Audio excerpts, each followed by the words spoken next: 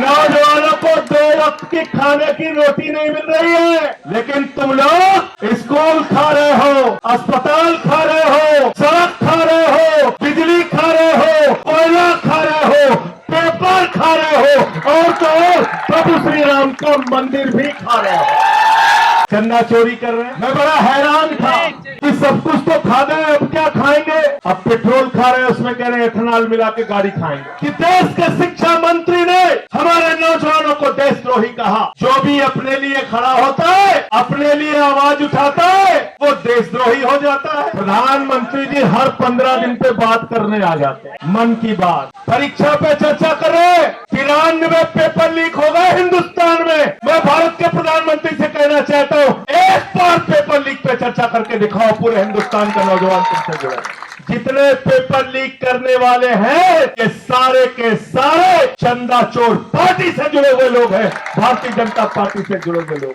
बताओ अगर प्रधानमंत्री शामिल नहीं है, बताओ अगर इनकी पार्टी शामिल नहीं है, हिंदुस्तान के अंदर लोगों को बांटने वाले लोगों, बताओ जो नारा लगाते हो जिस हिंदू का खून न खोला, इन बच्चों के स्कूल बंद होने पर तुम्हारा खून क्यों नहीं खोलता?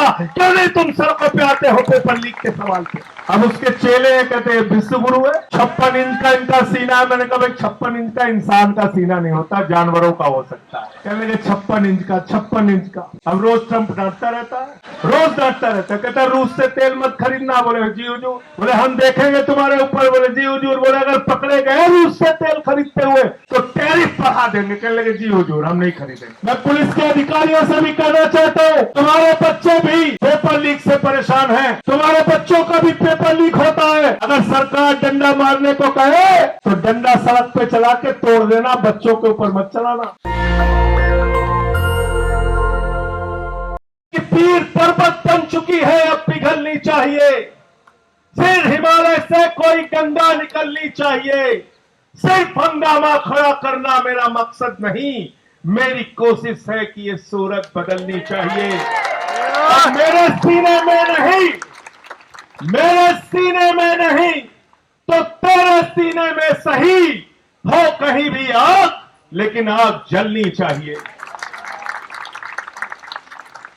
बिल्कुल ठीक कहा हमारे दोस्त जॉन ब्रिटास जी ने। ये देश आजाद कैसे हुआ?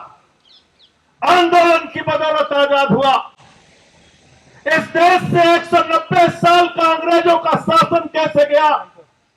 राष्ट्रपिता महात्मा गांधी के आंदोलन से गया, नेताजी सुभाष चंद्र बोस के आंदोलन से गया, शहीद आजम भगत सिंह की कुर्बानी से गया, शहीद सुखदेव, शहीद राजगुरु, शहीद अशफाक उल्लाह, शहीद रोशन सिंह, शहीद राजेंद्र लोरी और 16 साल के खुदीराम बोस ने जब फांसी के फंदे को चूमा तब मुल्क आजाद हुआ।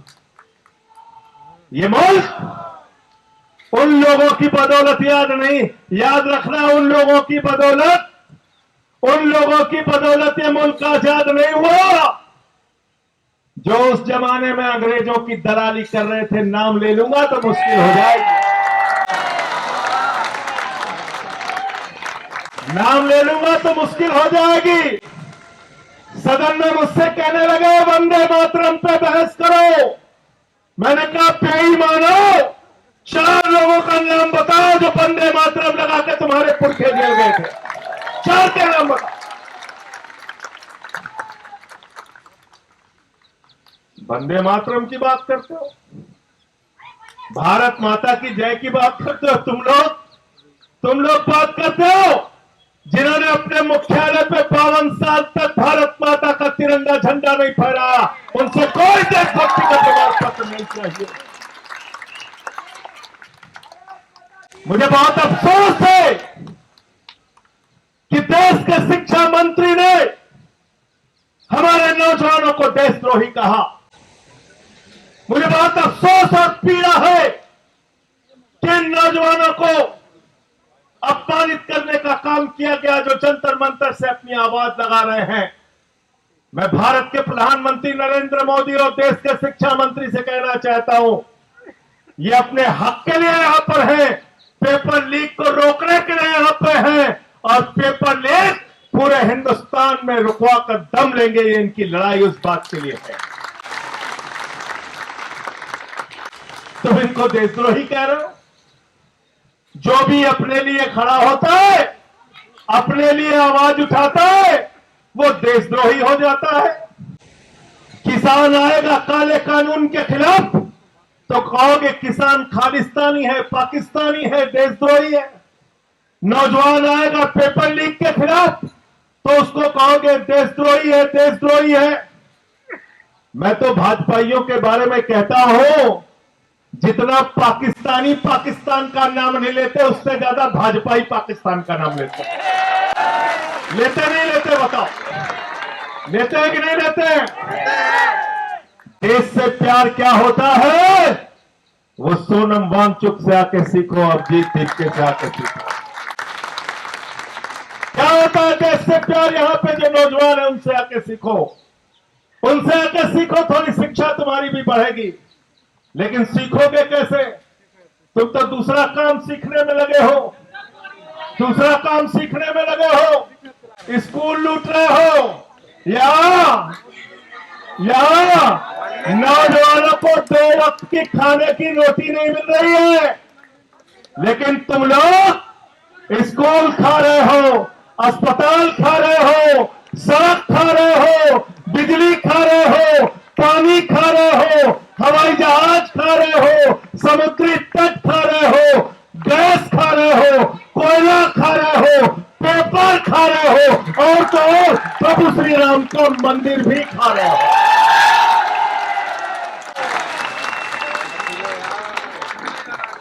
मैं बड़ा हैरान था कि सब कुछ तो खा गए, अब क्या खाएंगे? कोयला खा गए, गैस खा गए, बिजली खा गए, पानी खा गए, सड़क खा गए, पुल खा गए, जहाज खा गए, अब पेट्रोल खा रहे हैं, उसमें कह रहे हैं इथेनॉल मिला के गाड़ी खाएंगे। गाड़ी खा रहे हैं, स्कूटर खा रहे हैं, बस खा रहे हैं। मैं सोच रहा था सब खा गए, अब क्या खाएंगे? कहने लगे संजय सिंह जी गलत फहमी मत पालो, अब हम प्रभु श्री राम का मंदिर खाएंगे, वहां का चंदा खाएंगे। चंदा लूट रहे हैं, चंदा चोरी कर रहे हैं। तो मैं ये कहना चाहता हूं, जिन्होंने भगवान को नहीं बख्शा वो ना तो राम के हैं, ना आम के हैं, ना किसी काम के हैं। गलत तो नहीं कह रहा हूं? प्रधानमंत्री जी हर 15 दिन पे बात करने आ जाते हैं। क्या कहते हैं? मन की बात। परीक्षा ऐसे देना बच्चों, हाई स्कूल में ऐसे पढ़ना, इंटर में ऐसे पढ़ना, सुबह उठ के ऐसे जाना, रात में ऐसे याद करना। कई लोग रोने लगते हैं, कहते कितने बढ़िया प्रधानमंत्री, बताओ बच्चों को परीक्षा पे चर्चा कर रहे हैं, परीक्षा पे चर्चा कर रहे हैं। 93 पेपर लीक हो गए हिंदुस्तान में। मैं भारत के प्रधानमंत्री से कहना चाहता हूं, एक बार पेपर लीक पे चर्चा करके दिखाओ, पूरे हिंदुस्तान का नौजवान तुमसे जुड़े। हर पेपर लीक पे चर्चा। मैं चला गया प्रयागराज, अभिजीत जी, मैं प्रयागराज चला गया पेपर लीक पे चर्चा करने। हमारे कमरे में पुलिस वाले आ गए, ये स्टार वो स्टार, बंदूक लेके सब पहुंच गए वहां पे। कहने लगे यहाँ पे आप क्या बात कर रहे हैं? हमने कहा तुमसे क्या मतलब? बंद कमरे में कहने लगे पेपर लीक पे चर्चा तो नहीं कर सकते आप। मैंने कहा तुम पेपर लीक कर सकते हो बेईमानो, हम चर्चा भी नहीं कर सकते, हम चर्चा भी नहीं कर सकते। तो मैंने पेपर लीक पे चर्चा किया वहां पे, और जो पेपर लीक पूरे हिंदुस्तान में हुआ है, तो हमसे कई बार लोग पूछते हैं कि आप लोग बीजेपी वालों को क्यों दोषी ठहराते हैं, मोदी जी को क्यों दोषी ठहराते हैं, शिक्षा मंत्री को क्यों दोषी ठहराते हैं? अरे सरकार का क्या लेना देना पेपर से? तो मैं उनसे कहता हूं, जितने पेपर लीक करने वाले हैं ये सारे के सारे चंदा चोर पार्टी से जुड़े हुए लोग हैं, भारतीय जनता पार्टी से जुड़े हुए लोग हैं। गलत तो नहीं कह रहा हूं? गलत तो नहीं कह रहा हूं? कहते कैसे पता किया? हमने कहा बेईमानों, नीट का पेपर लीक जब हुआ था पहली बार, तुमने जिन लोगों को गिरफ्तार किया था वो सब के सब बरी हो गए। कैसे बरी हो गए? पता चला सीबीआई ने समय पे चार्जशीट नहीं दाखिल की थी। गलत तो नहीं बोल रहा हूं? गलत तो नहीं बोल रहा हूं? बताओ अगर प्रधानमंत्री शामिल नहीं है, बताओ अगर इनकी पार्टी शामिल नहीं है, तो प्रधानमंत्री के नीचे काम करने वाली सीबीआई ने पेपर लीक के माफियाओं के खिलाफ समय पे चार्जशीट दाखिल क्यों नहीं की? उनको सजा क्यों नहीं दिलाई आज तक? बताओ जरा हमको इस सवाल का जवाब दो। इसलिए इनसे जरा सावधान रहना। ये आपके आंदोलन को कमजोर करने की तरह तरह की कोशिश करेंगे। मैं देखता हूं यहां पे भी कुछ लोग आ जाते हैं अंधभक्त। इस देश में हजारों लाखों सरकारी स्कूल ऐसे जहां पे मिड डे मील में बच्चों को नमक रोटी खाने के लिए दी जाती है, उनके चावल में कीड़े पड़ जाते हैं। मैं पूछना चाहता हूं, हिंदुस्तान के अंदर लोगों को बांटने वाले लोगों, बताओ जो नारा लगाते हो जिस हिंदू का खून न खोला, इन बच्चों के स्कूल बंद होने पर तुम्हारा खून क्यों नहीं खोलता? क्यों नहीं तुम सड़कों पे आते हो पेपर लीक के सवाल पे? ये लोग 3 काला कानून लेके आए थे, मैंने माइक तोड़ दिया। जिस माइक से वो काला कानून पास करने जा रहे थे, मैंने माइक तोड़ दिया, मुझे उठा के सस्पेंड कर दिया। भाजपाई नाराज हो गए, कहने लगे देखिए संजय सिंह ने माइक तोड़ दिया, माइक तोड़ दिया, माइक तोड़ दिया। मैंने कहा बेईमानो, तुमने किसानों की हड्डियां तोड़ी है, मैंने तो सिर्फ माइक तोड़ा, ये काला कानून वापस ले लो। नहीं माने हमारी बात। 1 साल तक आंदोलन चला और 1 साल के बाद भारत के प्रधानमंत्री सामने आए, कहने लगे हमारी तपस्या में कमी रह गई। एक तो इतना रोंधा प्रधानमंत्री आज तक दुनिया के किसी देश में नहीं हुआ। हर बात पे बेचारा रोने लगता है। जिस देश का प्रधानमंत्री बच्चों के स्कूल की चिंता नहीं करता, अस्पताल की चिंता नहीं करता, रोजगार की चिंता नहीं करता, तुम्हारे भविष्य की चिंता नहीं करता, जिस देश के प्रधानमंत्री का मकसद गांव गांव में शमशान बनाने का है, वो तुम्हारा भला कभी नहीं कर सकता, याद रखना।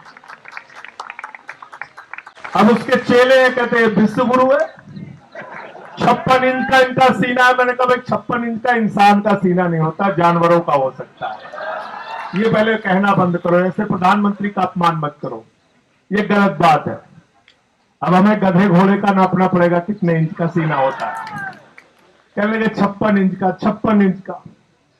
अब रोज ट्रंप डांटता रहता है, रोज डांटता रहता है, कहता रूस से तेल मत खरीदना। बोले जी हुजूर, बोले हम देखेंगे तुम्हारे ऊपर। बोले जी हुजूर, बोले अगर पकड़े गए रूस से तेल खरीदते हुए तो टैरिफ बढ़ा देंगे। कहने लगे जी हुजूर हम नहीं खरीदेंगे, नहीं खरीदेंगे। आज देश में महंगाई किसकी वजह से? स्टेट ऑफ हॉर्मोज से, जहां से 50% तुम्हारा कच्चा तेल और 60% गैस आती थी, वो स्टेट ऑफ हॉर्मोज क्यों बंद हुआ? देश के प्रधानमंत्री की गलत नीतियों के कारण। इनको कहीं भी मेडल के लिए बुला लो, चले जाएंगे। मैं तो कह रहा हूं अभिजीत दीपके को सीजेपी के तरफ से 1 मेडल प्रधानमंत्री के लिए घोषित कर दो, देखो जंतर मंतर पे भी आ जाएगा।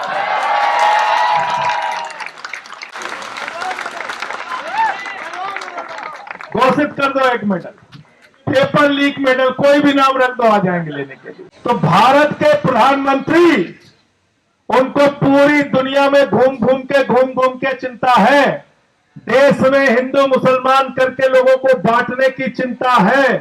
देश के अंदर नफरत फैला के अपने वोट की राजनीति करने की चिंता है। लेकिन पेपर लीक कैसे खत्म हो, इस बात की चिंता अगर प्रधानमंत्री को नहीं है, तो मैं पूरे देश के नौजवानों को आह्वान करना चाहता हूं फिर से एक बार कि एक तरफ 59 साल के हमारे सोनम वांगचुक हैं और दूसरी तरफ हमारा ये भाई, ये नौजवान साथी अभिजीत दीपके हैं।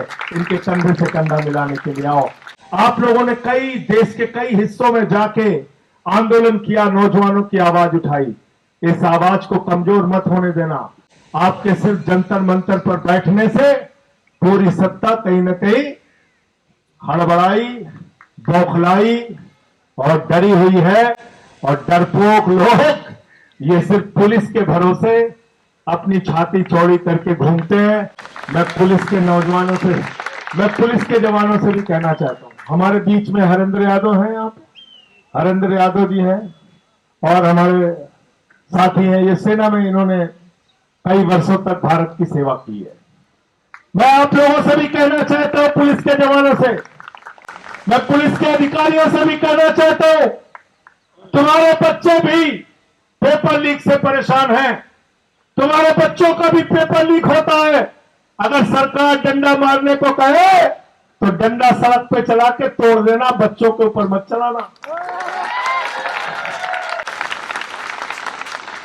ऐसा किया था, एक जमाने में किया था, जब इस देश में आपातकाल लगा था तो उसके खिलाफ जब नौजवानों ने आंदोलन किया था तो पुलिस के लिए नारा लगता था, ये अंदर की बात है, पुलिस हमारे।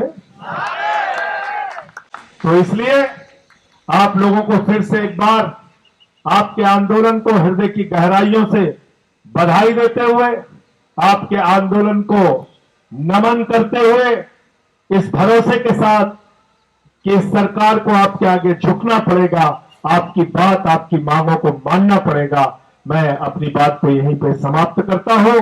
नेशनल दस्तक की आपसे गुजारिश है कि अगर इसको बचाना चाहते हैं तो नेशनल दस्तक को सब्सक्राइब करने के लिए रेड कलर के सब्सक्राइब बटन को दबाएं, फिर बेल आइकन की घंटी दबाएं।